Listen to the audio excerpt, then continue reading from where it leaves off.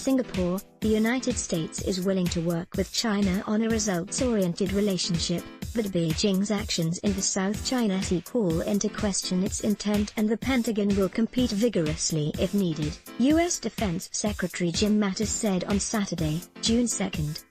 The comments by Mattis, speaking at the annual Shangri-La Dialogue in Singapore, come at a time of increased tension between the two nations in the South China Sea and highlight how President Donald Trump's administration is looking to balance Chinese cooperation on North Korea while dealing with Beijing's activities in the disputed sea. China's policy in the South China Sea stands in stark contrast to the openness our strategy promises. It calls into question China's broader goals, Mattis said in prepared remarks, adding that he would be traveling to China soon. The U.S. will continue to pursue a constructive, results-oriented relationship with China, cooperating when possible and competing vigorously where we must. Of course, we recognize any sustainable Indo-Pacific order has a role for China, he said. Last month, China's Air Force landed bombers on disputed islands and reefs in the South China Sea as part of a training exercise in the region, triggering concern from Vietnam and the Philippines. Satellite photographs taken on May 12 showed China appeared to have deployed drug-mounted surface-to-air missiles or anti-ship cruise missiles at Woody Island in the disputed sea.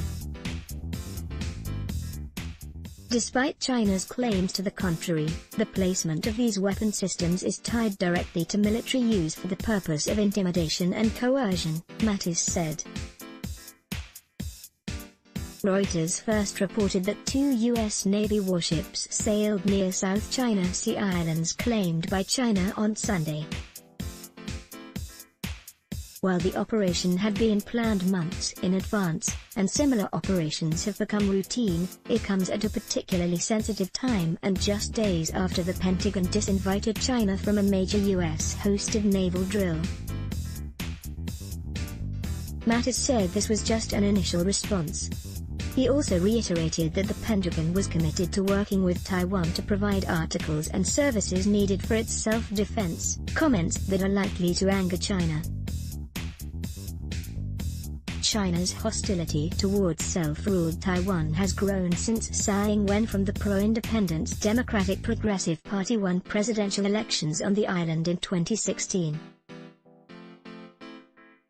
China claims Taiwan as its own and it is one of its most sensitive issues. Arming allies, Trump said on Friday. An unprecedented nuclear arms summit with North Korean leader Kim Jong-un that the United States pulled out of will now go ahead as scheduled on June 12 in Singapore, adding another twist to a high-stakes diplomatic dance.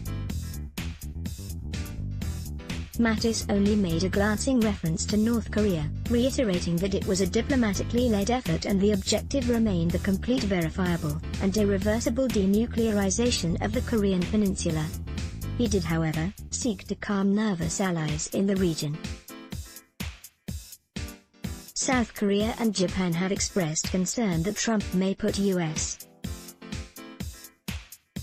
security interests ahead of theirs in pursuing a deal with North Korea. We are focused on modernizing our alliance with both the Republic of Korea and Japan, transforming these critical alliances to meet the challenges of the 21st century, Mattis said. He said that the United States would work to improve interoperability with allies, work to improve the rule of law and transparent governance that threatens economic growth, and increase investment in the region. America has expanded its engagement and deepened its connectivity across the region. So make no mistake, America is in the Indo-Pacific to stay. This is our priority theater. Our interests and the regions are inextricably intertwined, Mattis said.